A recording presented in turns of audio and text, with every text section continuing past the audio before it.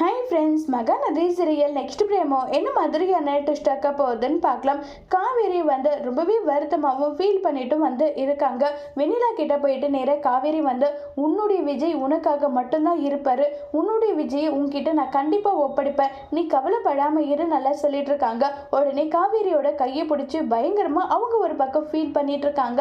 உடனே காவேரி இதுக்கு மேலேயும் இவங்களுடைய லைஃப்பில் நம்ம இன்டர்ஃபியராக இருக்கக்கூடாது, நம்ம இங்கிருந்து கிளம்பி போயிடணும் நல்லா சொல்லிட்டு காவேரி முடிவு எடுக்கிறாங்க.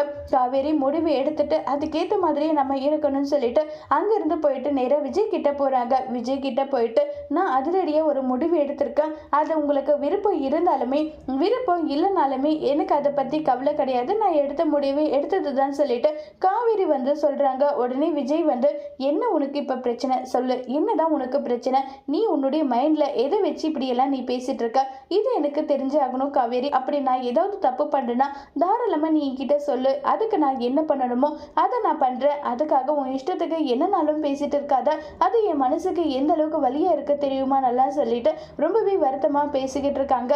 இதை கேட்டதுமே உடனே நம்ம காவேரி நீங்கள் உங்களை நினச்சி வருத்தப்பட்டுட்டு இருக்கீங்களே, என்ன நினச்சி கொஞ்சமாவது நீங்கள் வருத்தப்பட்டீங்களா, அப்படி இல்லாத போது நான் பேசுறதுல உங்களுக்கு என்னங்க பிரச்சனைன்னு சொல்லிட்டு காவேரியும் விஜயும் ஒருத்தர் மாற்றி ஒருத்தர் மாறி மாறி ஆர்கியூமெண்ட் பண்ணிட்டு இருக்காங்க. அதோட இந்த பிரமவை முடிச்சிருக்காங்க.